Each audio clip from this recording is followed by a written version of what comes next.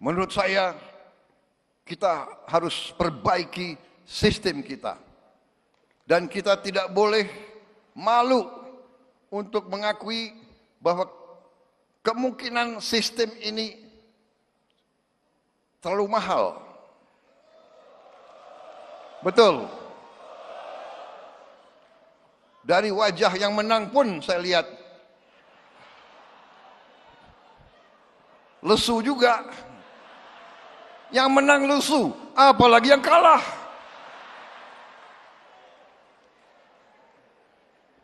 Kita harus berani mengoreksi diri. Karena itu saya hargai bahwa Ketua Umum Saudara itu jeli. Itu saya katakan, beliau ini cerdas.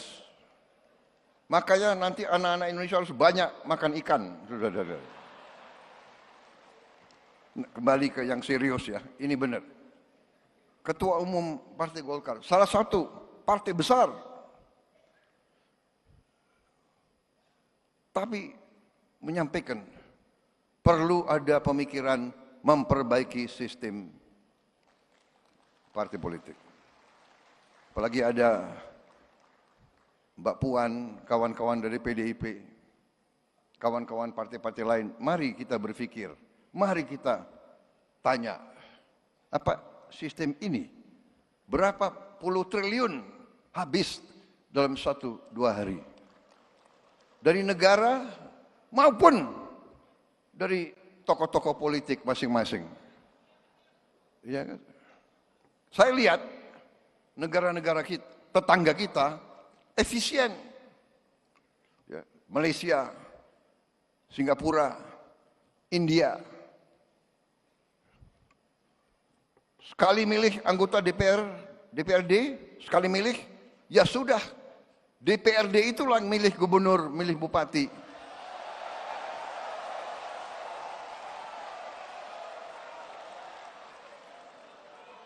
Efisien, nggak keluar duit. Kayak kita kaya, bener nggak? Uang yang bisa beri makan anak-anak kita, uang yang bisa perbaiki sekolah, uang yang bisa perbaiki irigasi, uang yang bisa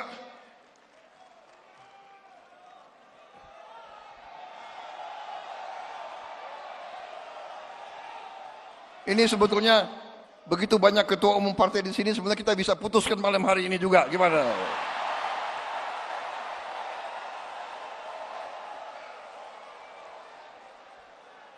Kalau saya, ya, jangan terlalu dengar itu konsultan-konsultan asing itu loh. Ya.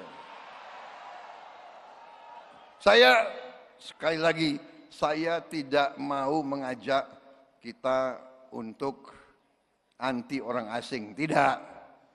Tapi belum tentu mereka mikirin kita kok, ya kan? Hah? Ya kan?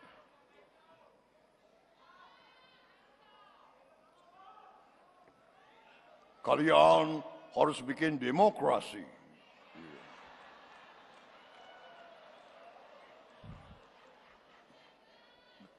Sebaiknya kalian kalau bisa tiap 3 bulan pilkada. Belum tentu dia, iya kan? Jadi saudara-saudara tadi, saya kira acara malam ini ya bagus tadi, tari-tari gitu, saya suka juga itu. Tapi ini tadi sesuatu yang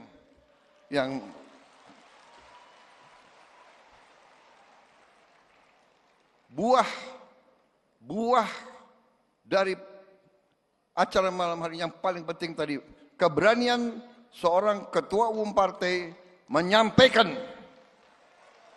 sesuatu yang menjadi pembicaraan semua partai. Benar nggak? Ketua umum partai, benar nggak? Kalian kembali dari pilkada, kapok nggak? Benar nggak? Yang menang, yang kalah, begini semua.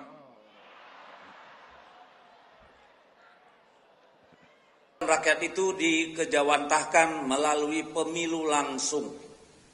Soal biaya mahal, pilkada berbiaya mahal, itu karena hilangnya moral, etika, dan keserakahan yang ingin mengangkahi peraturan dan perundang-undangan. Itu yang membuat biaya mahal. Jadi jangan hanya menyalahkan rakyat biaya mahal, karena yang menyaburkan uang itu kan memang dari elit politik sendiri. Kan itu, partai-partai yang membangun basis dukungan di bawah pasti tidak perlu uang besar-besar. Kan begitu ini logikanya. Tapi kalau mau main jalan pintas, mau tidak mau pasti main uang besar. Jadi periksa dulu ke dalam partai politiknya. Ya, nanti kita periksa apakah memang usulan dari presiden itu betul-betul bisa dilaksanakan dan mau dilaksanakan atau tidak. Tapi pada prinsipnya kami tetap ingin pemilu langsung dan kedaulatan di tangan rakyat, one man, one vote. Soal bagaimana menurunkan biaya pilkada masih sangat banyak ya cara untuk melakukan itu. Pertanyaannya sekarang sebenarnya seberapa jauh pemerintah ya betul-betul ingin membuat pilkada itu tidak ugal-ugalan seperti pemilu-pemilu yang terakhir ini. Ya, itu aja. Kalau partai itu membumi, mengakar, nggak akan ada pemilihan umum yang berbiaya mahal. Tapi partai-partai yang tidak mengakar kepada rakyat tentu akan berusaha mencari jalan pintas untuk memenangkan kontestasi pemilu. Saya kira itu ya jawabannya. Sikap resmi partai nanti akan disampaikan setelah usulan revisi Undang-Undang Pilkada disampaikan, ya, baru kita akan melakukan kajian secara lebih mendalam.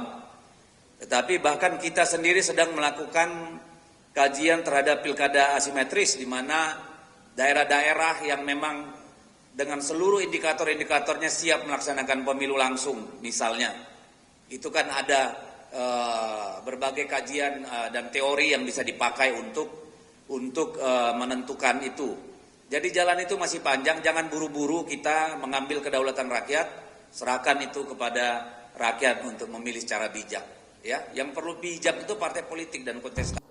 Diskusi atau diskursus seputar idealitas pilkada, usulan di DPRD dan seterusnya, sebagaimana juga diskursus seputar refleksi atas partisipasi yang memang turun meskipun masih di atas 70%, ini kan dinamika pasca pilkada. Inilah pentingnya evaluasi, pentingnya diskursus yang nanti bagaimanapun yang kita pilih langkah apapun itu harus dimulai dari aturan atau undang-undang yang menurut rencana menjadi prolegnas untuk dibahas bagaimana pelaksanaan pilkada kita, bagaimana pelaksanaan pemilu serentak kita. Misalnya usulan banyak pihak yang bersebaran di beberapa forum diskusi dan juga di media massa.